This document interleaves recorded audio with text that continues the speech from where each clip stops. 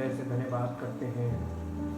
आपका प्रेम, अनुग्रह और आपकी पवित्र सामर्थ सब मनुष्यों के लिए प्रकट होती है, ताकि जो कोई आपके इकलौते पुत्र प्रभु यीशु मसीह के उस बलिदान को विश्वास के साथ स्वीकार करे और उस यीशु मसीह को अपना उद्धारकर्ता मान ले, उसके जीवन में आपकी पवित्र आत्मा का कार्य शुरू होता है। और पवित्र आत्मा तब तक कार्य करता है जब तक हमें हमारे जीवन को, हमारे हृदय को, हमारे विचारों को आपके पुत्र के स्वरूप में परिवर्तित नहीं करता, ताकि हम अपना जीवन उन भाइयों के लिए जो आज सांसारिक दशा में, शारीरिक दशा में और पाप की गुलामी में फंसे हैं, उनके लिए गवाही देने का और उन्हें प्रभु यीशु मसीह के सुसमाचार सुनाने का कार्य करें, ताकि हमारा जीवन परमेश्वर की महिमा का कार्य करे और सारी महिमा उस महान परमेश्वर को ही मिले जो सब कुछ हमारे जीवन में पूर्ण करता है। धन्यवाद के साथ इस प्रार्थना को यीशु मसीह के पवित्र नाम से मांगते हैं, आमीन। सबको जय मसीह की। परमेश्वर का धन्यवाद हो, उसकी बड़ाई, उसकी महिमा युगान युग होती रहे, क्योंकि वो योग्य परमेश्वर है। आज हम अपनी सीरीज में आगे बढ़ेंगे और परमेश्वर के प्रॉमिसेस ऑफ गॉड, यानी परमेश्वर के वायदों के साथ साथ परमेश्वर ने अपने वायदों के, जो वायदे उसने किए थे, उन्हें पूरा करने की शपथ भी खाई थी। और परमेश्वर के वायदे परमेश्वर इसलिए पूरे करता है क्योंकि उसने उन वायदों को पूरा करने की शपथ खाई थी, कसम खाई थी। परमेश्वर ने 3 शपथ खाई है बाइबल में। पहली शपथ उसने अपने पुत्र के विषय में खाई है, दूसरी शपथ उसने अब्राहम से खाई है और तीसरी शपथ इजराइलियों से खाई है। यानी परमेश्वर ने अपने पुत्र के विषय में शपथ खाई, फिर अब्राहम से शपथ खाई थी और उसके वंश के लिए, उसके बाद इजराइलियों से। यहाँ पे इजराइलियों का मतलब याकूब, जो अब्राहम की तीसरी पीढ़ी से, जहाँ से क्योंकि याकूब का नाम ही इजराइल पड़ा था, तो याकूब के वंशज यानी इजराइलियों से परमेश्वर ने शपथ खाई है। परमेश्वर ने हमसे वायदे ही नहीं किए, परमेश्वर ने हमसे शपथ खाई है। और शपथ खाने का मतलब ये है कि परमेश्वर ने इस बात को डिक्लेयर किया है कि जो मैंने वायदा किया है उसे मैं ही पूरा करूंगा, इस बात की शपथ खाई है। सबसे पहले हम देखेंगे शपथ का उद्देश्य ये है कि व्यक्ति जो बोल रहा है वो सत्य है और वो उससे मुकरेगा नहीं, अर्थात जो वो बोल रहा है वो सत्य है और बोलने वाला अपनी बात में अटल रहेगा। यही होती शपथ, इसलिए शपथ खाई जाती है। जैसे न्यायालय में भी गवाही देने से पहले शपथ खाई जाती है ताकि उसकी गवाही सत्य मानी जाए। शपथ उसकी खाई जाती है जिस पर लोग ये भरोसा करें कि अगर कोई अपने से बड़े की शपथ खाए जिस पर वो भरोसा रखता है, तो ये माना जाता है कि वो सत्य बोल रहा है और उसकी बात ग्रहण योग्य मानी जाए। इसलिए परमेश्वर भी अपने पुत्र के विषय में दाऊद से शपथ खाकर कहा था। भजन संहिता 132 अध्याय में चलेंगे। भजन संहिता 132 अध्याय के 11 और 12 पद में इस प्रकार से लिखा है, यहोवा ने दाऊद से सच्ची शपथ खाई है। यहोवा ने दाऊद से सच्ची शपथ खाई है और वो उससे ना मुकरेगा। मैं तेरी गद्दी पर, शपथ क्या खाई थी? मैं तेरी गद्दी पर तेरे एक निज पुत्र को बैठाऊंगा। यदि तेरे वंश के लोग मेरी वाचा का पालन करें और जो चेतावनी मैं उन्हें सिखाऊंगा उस पर चलें, तो उनके वंश के लोग भी तेरी गद्दी पर युग युग बैठते चले जाएंगे।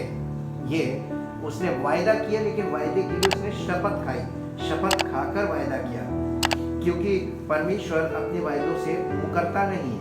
भजन संहिता उसका 89 अध्याय 89 चैप्टर और उसके 3 पद में लिखा है, तूने कहा मैंने अपने चुने हुए से वाचा बांधी है, मैंने अपने दास दाऊद से शपथ खाई है, मैंने दाऊद के साथ कसम खाई है, मैं तेरे वंश को सदा स्थिर रखूंगा। और तेरी राजगद्दी को पीढ़ी से पीढ़ी तक बनाए रखूंगा। ये परमेश्वर ने वायदा भी किया था और शपथ भी खाई है।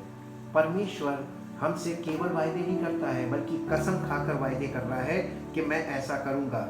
प्रेरितों के काम में चलते हैं, इसी बात को अब नए नियम में देखते हैं। जो परमेश्वर ने यहाँ पे शपथ खाई है वो किसके विषय में खाई है?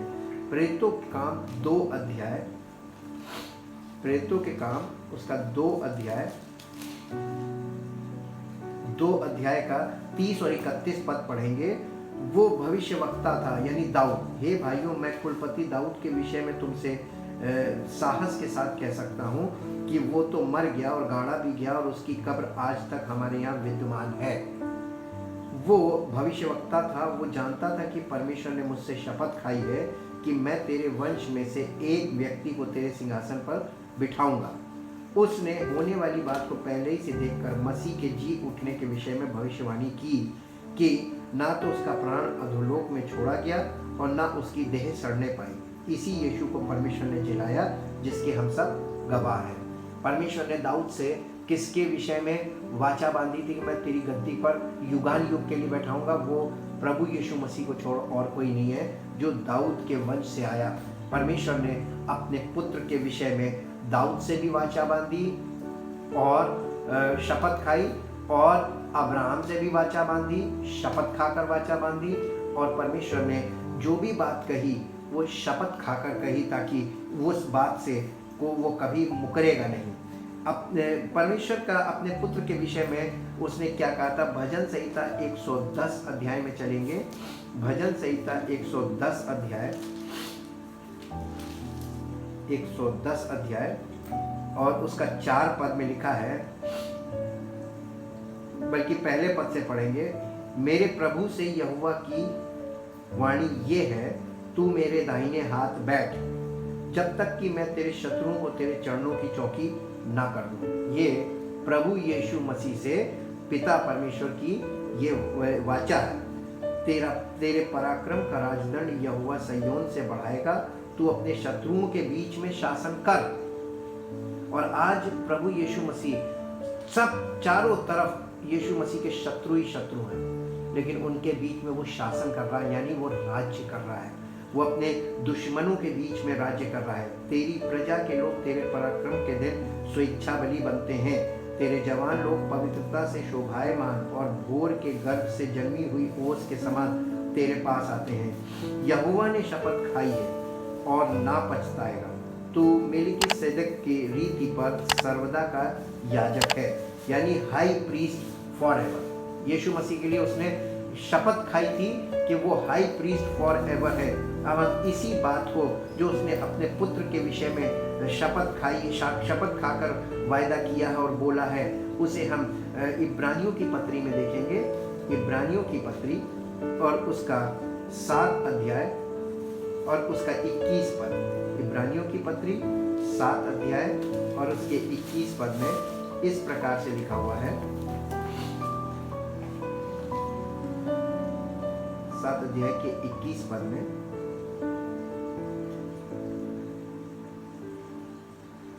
क्योंकि वे तो बिना शपथ याजक ठहराए गए, पर ये शपथ के साथ उसकी ओर से नियुक्त किया गया, जिसने उसके विषय में कहा, प्रभु ने शपथ खाई और वो उससे फिर ना पछताएगा कि तू युगान युग का याजक है। ये किसके लिए बोला जा रहा है? ये पिता परमेश्वर ने कसम खाई थी अपने इकलौते पुत्र प्रभु यीशु मसीह के लिए कि वो हाई प्रीस्ट फॉरएवर होगा। अब हम और आप ये देखते हैं कि बाइबल के 2 भाग हैं। पुरानी वाचा में पुराना प्रीस्टहुड सिस्टम चलता है और वहाँ पर हाई प्रीस्ट समय समय पर बदलते चले गए, क्योंकि मृत्यु, वो मर जाते थे, फिजिकल डेथ हो जाती थी, उसके बाद फिर दूसरा बनाया जाता था सेरेमोनियल प्रोसेस से, यानी संस्कारों के द्वारा एक दूसरा चुनकर बिठाया जाता था, दूसरे को वो गद्दी दी जाती थी। लेकिन नए नियम में कि महायाजक केवल एक ही है जो जीवित है, और वो है प्रभु यीशु मसीह। तो 2 प्रीस्टहुड चलने चाहिए। एक पुरानी वाचा का प्रीस्टहुड जिसमें मनुष्य महायाजक बनता है, और एक नई वाचा का प्रीस्टहुड जिसमें एक मनुष्य जो जीवित है और युगान युग जीवित है, जिसका नाम प्रभु यीशु मसीह है। वो इसका महायाजक है। अब हम इसी बात को अगर 11 पद से पढ़ें, 7 अध्याय के 11 पद से, यदि लेवीय याजक पद के द्वारा सिद्धि प्राप्त हो सकती जिसके सहारे लोगों को व्यवस्था मिली थी, तो फिर क्या आवश्यकता थी कि दूसरा महायाजक मेलिकिसेदक की रीति पर खड़ा हो और हारून की रीति का ना कहलाए। अगर व्यवस्था से हमको सिद्धि प्राप्त हो सकती थी तो फिर नए नियम की जरूरत क्या, फिर यीशु मसीह के बलिदान की जरूरत क्या, फिर पवित्र आत्मा का उंडेले जाने की जरूरत क्या? क्योंकि जब याजक का पद बदला जाता है तो व्यवस्था का भी बदलना अवश्य है, क्योंकि जिसके विषय में ये बातें कही जाती हैं कि वो दूसरे गोत्र का है, जिसमें से किसी ने वेदी की सेवा नहीं की, तो प्रकट है कि हमारा प्रभु यहूदा के गोत्र में से उदय हुआ है, और इस गोत्र के विषय में मूसा ने याजक पद की कुछ चर्चा नहीं की। यानी मूसा ने जब व्यवस्था दी तो उसमें इस प्रीस्टहुड के बारे में उसने कोई चर्चा नहीं की, इसीलिए तो लोगों को समझ में नहीं आता है। हमारा दावा और भी स्पष्टता से प्रकट हो जाता है जब मेलिकिसेदक के समान एक और याजक उत्पन्न हो जाता है, जो शारीरिक आज्ञा की व्यवस्था के अनुसार नहीं पर अविनाशी जीवन की सामर्थ्य के अनुसार नियुक्त हुआ हो, क्योंकि उसके विषय में ये गवाही दी गई है, तू मेलिकिसेदक की रीति पर युगान युग याजक है, यानी हाई प्रीस्ट। इस प्रकार पहली आज्ञा निर्बल और निष्फल होने के कारण लोप हो गई, इसलिए कि व्यवस्था ने किसी बात की सिद्धि नहीं की, और उसके स्थान पर एक ऐसी उत्तम आशा रखी गई है जिसके द्वारा हम परमेश्वर के समीप जा सकते हैं। मसीह की नियुक्ति बिना शपथ नहीं हुई, क्योंकि वे तो बिना शपथ याजक ठहराए गए, पर यह शपथ के साथ उसकी ओर से नियुक्त किया गया जिसने उसके विषय में कहा, प्रभु ने शपथ खाई है और वो उससे फिर ना पछताएगा कि तू युगान युग याजक है। इस प्रकार यीशु एक उत्तम वाचा का जामिन ठहरा, यानी यीशु मसीह आज उद्धार की गारंटी है। हमारा उद्धार की जो गारंटी है वो प्रभु यीशु मसीह ही है, और ये परमेश्वर ने यानी वाचा बांधी थी, और इसके लिए उसने कसम भी खाई और उसने इसे पूरा भी कर दिया है। फिर अब्राहम से परमेश्वर ने शपथ खाई, अब्राहम से शपथ खाई, इसे हम देखेंगे इब्रानियों की पत्री 6 अध्याय के 13 और 14 पद में। इब्रानियों की पत्री उसके 6 अध्याय के 13 और 14 पद में परमेश्वर ने अब्राहम से प्रतिज्ञा करते समय जब शपथ खाने के लिए किसी को अपने से बड़ा ना पाया, तो अपनी ही शपथ खाकर कहा, मैं सचमुच तुझे बहुत आशीष दूंगा और तेरी संतान को बढ़ाता जाऊंगा। और इस रीति से उसने धीरज धरकर प्रतिज्ञा की हुई बात प्राप्त की। मनुष्य तो अपने से किसी बड़े की शपथ खाया करते हैं, और उनके हर एक विवाद का फैसला शपथ से पक्का होता है। इसलिए जब परमेश्वर ने प्रतिज्ञा के वारिसों पर और भी साफ रीति से प्रकट करना चाहा कि उसका उद्देश्य बदल नहीं सकता, तो शपथ को बीच में लाया, ताकि दो बेबदल बातों के द्वारा जिनके विषय में परमेश्वर का झूठा ठहरना अनहोना है, दृढ़ता से हमारा ढांढस बंध जाए, जो शरण लेने को इसलिए दौड़े हैं कि उस आशा को जो हमारे सामने रखी हुई है प्राप्त करें, यानी प्रभु यीशु मसीह से उद्धार प्राप्त करने की आशा। यहाँ पर हम इसको इंग्लिश एम्प्लीफाइड में जरूर पढ़ेंगे, क्योंकि यहाँ हिंदी में लिखा है कि ताकि दो बेबदल बातों के द्वारा। कौन सी दो बेबदल बातें हैं जिनके द्वारा परमेश्वर का झूठा ठहरना अनहोना है, यानी इम्पॉसिबल है। हम इसको इंग्लिश एम्प्लीफाइड में देखेंगे, the book of Hebrew chapter 6 verse 13 onwards. Chapter 6 verse 13. For when God made his promise to Abraham, he swore by himself, since he had no one greater by whom to swear. Swear का मतलब शपथ खाना, कसम खाना. Saying blessing, I certainly will bless you, and multiplying, I will multiply you. And so it was that he, यानी Abraham, having waited long and endured patiently, realized and obtained in the birth of Isaac as a pledge of what was to come, what God had promised him. Men indeed swear by, यानी यहाँ पे जो दो चीजें जिनसे परमेश्वर का झूठा ठहरना अनहोना है, वो दो चीजें हैं। एक तो है वाचा यानी प्रॉमिस, और दूसरा है शपथ यानी उससे कसम खाना, उसकी शपथ खाना, परमेश्वर का शपथ खाना। इसी के आगे हम और पढ़ते हैं, Men indeed swear by a greater than themselves, and with them in all disputes the oath taken for confirmation is final, ending strife.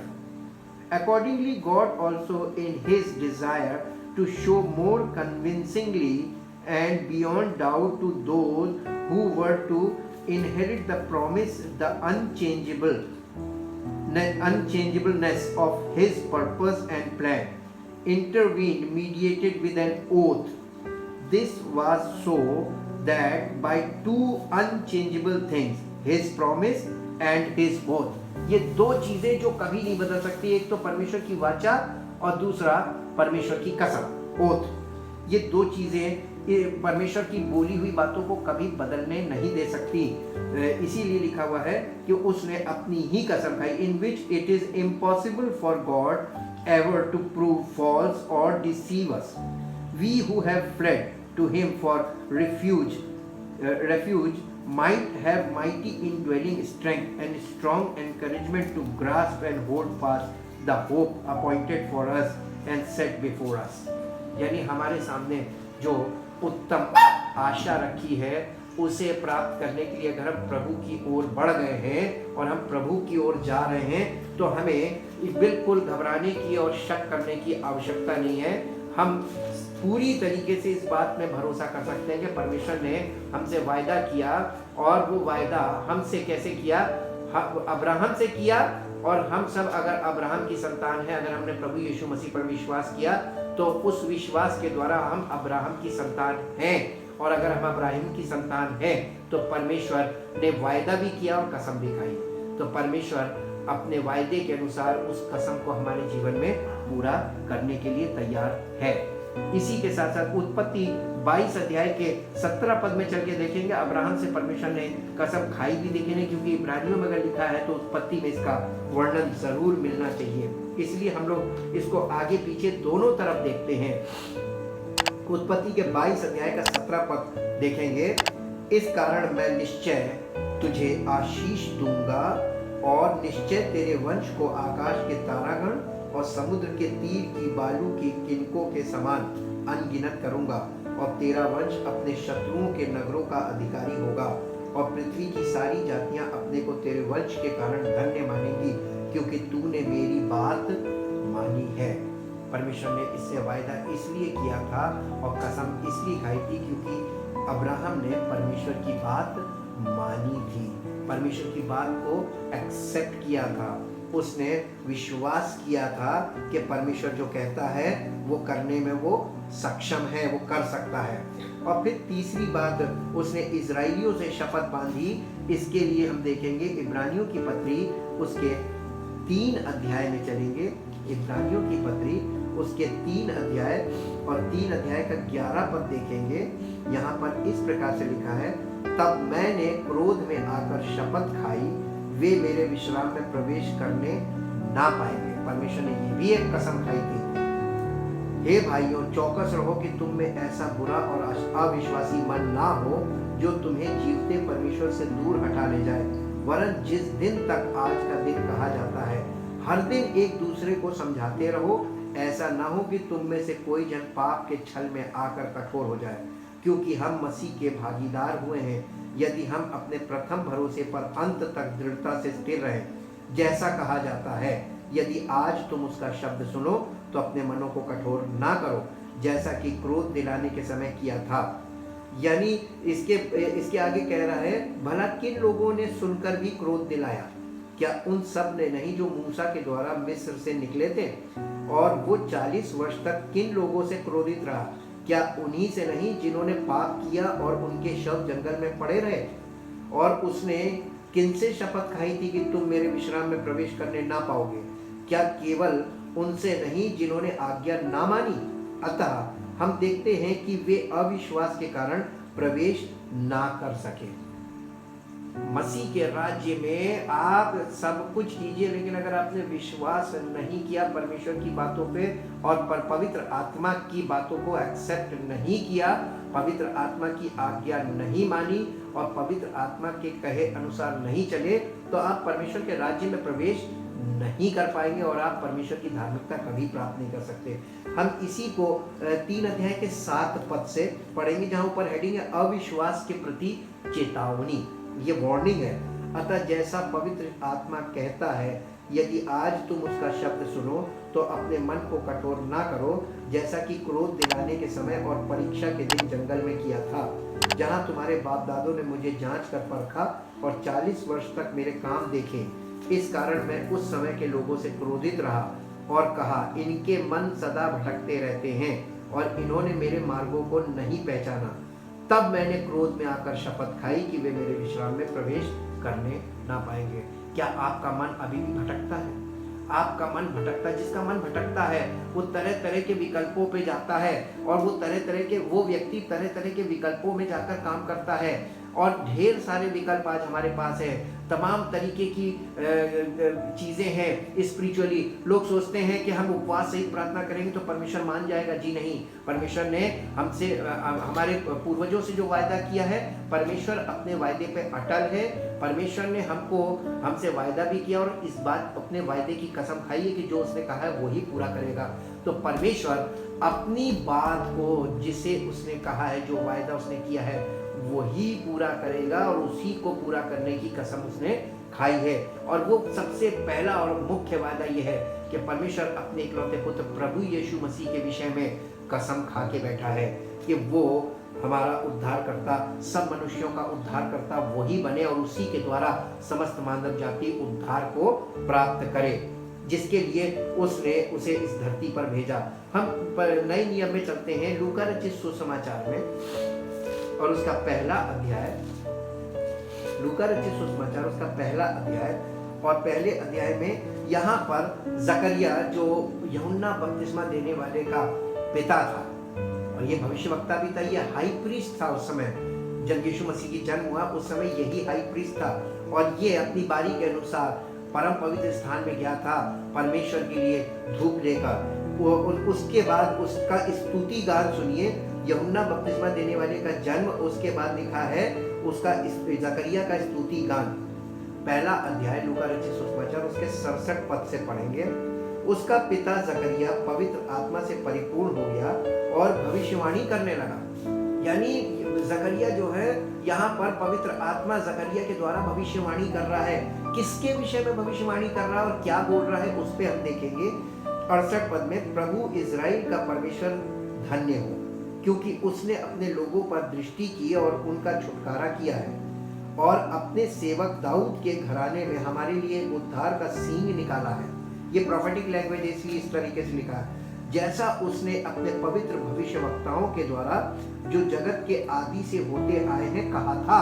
यानी समस्त भविष्यवक्ताओं ने परमेश्वर के इकलौते पुत्र प्रभु यीशु मसीह के जन्म और उसके राज्य और उसकी मृत्यु और उसके पुनरुत्थान और उसके दोबारा आने के विषय में पूरी तरीके से भविष्यवाणियां की थी। अर्थात हमारे शत्रुओं से और हमारे सब बैरियों के हाथ से हमारा उद्धार किया है प्रभु यीशु मसीह के द्वारा, कि हमारे बाप दादों पर दया करके अपनी पवित्र वाचा का स्मरण करें। परमेश्वर ने जो हमारे पूर्वजों से प्रॉमिस किया था उसका स्मरण करें और वो शपथ जो उसने हमारे पिता अब्राहम से खाई थी, यानी परमेश्वर ने वाचा भी बांधी थी और शपथ भी खाई थी और कि वो हमें ये देगा कि हम अपने शत्रुओं के हाथ से छूटकर उसके सामने पवित्रता और धार्मिकता से जीवन भर निडर रहकर उसकी सेवा करते रहे। और तू हे बालक परम प्रधान का भविष्यवक्ता कहलाएगा, क्योंकि तू प्रभु का मार्ग तैयार करने के लिए उसके आगे आगे चलेगा। ये यूहन्ना बपतिस्मा देने वाले के लिए बोला जा रहा है कि उसके लोगों को उद्धार का ज्ञान दे जो उनके पापों की क्षमा से प्राप्त होता है। उद्धार का ज्ञान क्या है? पापों की क्षमा कैसे प्राप्त होगी, यही उद्धार का ज्ञान है और वही उसी के लिए उसको भेजा गया था। ये हमारे परमेश्वर की उसी बड़ी करुणा से होगा जिसके कारण ऊपर से हम पर भोर का प्रकाश उदय होगा, कि अंधकार और मृत्यु की छाया में बैठने वालों को ज्योति दे और हमारे पांवों को कुशल के मार्ग में सीधे चलाए। और वो बालक बढ़ता और आत्मा में बलवंत होता गया और इज़राइल पर प्रकट होने के दिन तक जंगलों में रहा। ये यूहन्ना बपतिस्मा देने वाले के विषय में भविष्यवाणी की गई है। और ये भविष्यवाणी इस बात को बताती है कि परमेश्वर ने किसके विषय में पूर्वजों से वायदे किए थे और किसके विषय में कसम खाई थी, अपने इकलौते पुत्र प्रभु यीशु मसीह के द्वारा। और उसने पुत्र के द्वारा हमें केवल पापों की क्षमा नहीं दी, उसने हमें अनंत जीवन का वारिस बनाया। उसने हमें 100% ब्लेसिंग दी है पुत्र के द्वारा। और उसने हमें बुद्धि और ज्ञान के समस्त भंडार जो पुत्र में थे वो हमें दे दिए पवित्र आत्मा के द्वारा। उसने हमें पुत्र के द्वारा राज्य दिया और उसने पुत्र के द्वारा हमें सब कुछ दे दिया। न सिर्फ पृथ्वी पर बल्कि स्वर्गीय स्थानों में सब प्रकार की उत्तम आशीषों का हकदार बना दिया पुत्र के द्वारा। यदि तुम्हारे पास, हमारे पास, सबके पास, जिसके पास परमेश्वर का पुत्र है उसके पास जीवन है। और कैसा जीवन? सामर्थी जीवन, जयवंत जीवन, महिमा से भरा जीवन, सामर्थ से भरा जीवन, ताकि हमारा जीवन परमेश्वर की महिमा का कारण बने, जिसके लिए उसने मसीह में हमें चुना और नियुक्त किया है कि हम फल लाएं और हमारा जीवन परमेश्वर की महिमा में आगे बढ़े। याकूब की पत्री उसका पहला अध्याय, याकूब की पत्री उसका पहला अध्याय, कुछ पद इतने कठिन है जो आज तक लोगों को सही इंटरप्रिटेशन नहीं मिल पाया और जिसके कारण लोग उन बातों को पढ़ तो लेते हैं लेकिन समझ न रखने के कारण उन बातों की जो लाभ मिलना चाहिए वो उनको नहीं मिलता है। पहला अध्याय उसके 16 पद में लिखा है, याकूब की पत्री पहला अध्याय, the book of James chapter 1 verse 16। हे मेरे प्रिय भाइयों, धोखा ना खाओ। किस विषय में धोखा ना खाओ? आगे 17 में लिखा है, क्योंकि हर एक अच्छा वरदान और हर एक उत्तम दान ऊपर से ही आता है, ऊपर ही से आता है। यानी ये स्पिरिचुअल ब्लेसिंग की बात कर रहा है, होली स्पिरिट की बात कर रहा है, पवित्र आत्मा की बात कर रहा है। पवित्र आत्मा के विषय में लोग बहुत धोखा खाते हैं, आज भी बहुत धोखा खा रहे हैं और आगे भी धोखा खाते रहेंगे, क्योंकि लोगों को ये सत्य नहीं मालूम, वचन लोगों को क्लियर नहीं है। यहाँ पे लिखा है, हे मेरे प्रिय भाइयों, धोखा ना खाओ, क्योंकि हर एक अच्छा वरदान और हर एक उत्तम दान ऊपर ही से और ज्योतियों के पिता की ओर से मिलता है, जिसमें ना तो कोई परिवर्तन हो सकता है और ना अदल बदल के कारण उस पर छाया पड़ती है। उसने अपनी ही इच्छा से हमें सत्य के वचन के द्वारा उत्पन्न किया, ताकि हम उसकी सृष्टि की हुई वस्तुओं में से एक प्रकार के प्रथम फल हो। इसे हम इंग्लिश एम्प्लीफाइड में देखेंगे, the book of James chapter 1 verse 16 onwards. Book of James chapter 1 verse 16, 17। Do not be misled, by beloved brethren. Every good gift and every perfect, free, large, full gift is from above.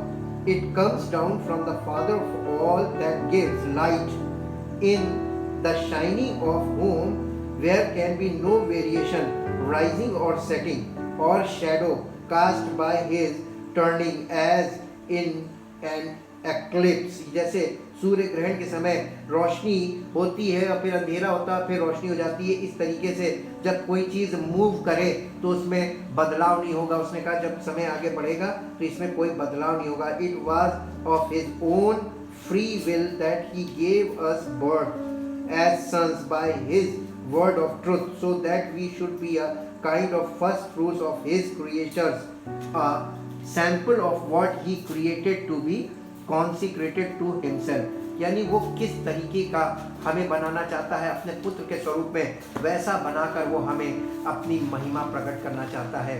परमेश्वर की इच्छा, परमेश्वर अपनी इच्छा को वैसे ही पूरी करेगा, क्योंकि उसने प्रॉमिस किया, यानी इस चीज का हमसे हमारे पूर्वजों से वादा किया था, वही बातें हमारे जीवन में वो पूरी करना चाहता है। और जिन बातों का उसने वायदा किया था उन्हीं को पूरा करने की कसम भी खाई है। इसका मतलब ये कि जिसने वायदा किया है वही पूरा करेगा, क्योंकि उसने पूरा करने की कसम उसी ने खाई है और वो हमारे जीवन में पूरी कर सकता है।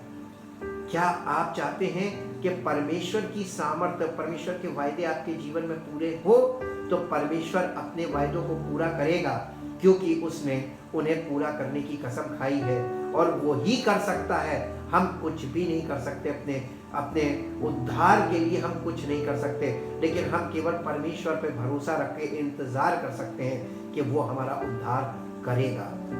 हम धीरज रख सकते हैं कि वो हमारा उद्धार करता है और वो हमारा उद्धार करेगा। हम उस पर आंख बंद करके पूर्ण रूप से इस बात का भरोसा रख सकते हैं कि परमेश्वर अपने पुत्र के द्वारा हमारा पूरा उद्धार करेगा, क्योंकि वो कर सकता है। आइए अपने जीवन को उसको समर्पित करें। परमपिता परमेश्वर अपने आप को और सब सुनने वालों को, जिन्होंने ध्यान धर के इन वचनों को सुना है, उनके हृदय में पवित्र आत्मा की सामर्थ प्रकट हो और अद्भुत कार्य हो, ताकि उनका भरोसा किसी बात पर नहीं, केवल इस बात पर हो कि जिसने हमसे वायदा किया है उसी ने अपने वायदों को पूरा करने की कसम खाई है और वही पूरा कर भी सकता है। इसलिए हम उस पर भरोसा करते हैं, उसके वचन को विश्वास से ग्रहण करते हैं और परमेश्वर से हमारी ये प्रार्थना है कि जितने लोग इस वचन को सुनकर, इस संदेश को सुनकर आप पर विश्वास कर रहे हैं, अपना भरोसा जता रहे हैं, उनके जीवन में आपकी सामर्थ प्रकट होकर आपकी महिमा को प्रकट करें, क्योंकि आप स्वयं कार्य करते हैं और आपका नाम हर एक जिंदगी में जो आप पर भरोसा रखती महिमान्वित हो पाए। सारी महिमा आपको इस प्रार्थना पात्र प्रभु यीशु मसीह के नाम से मांगते हैं, आमीन। परमेश्वर आपको अत्यंत आशीषित करे और आपको उन्नति और सफलता देकर अपनी महिमा करे। धन्यवाद, प्रेज द लॉर्ड।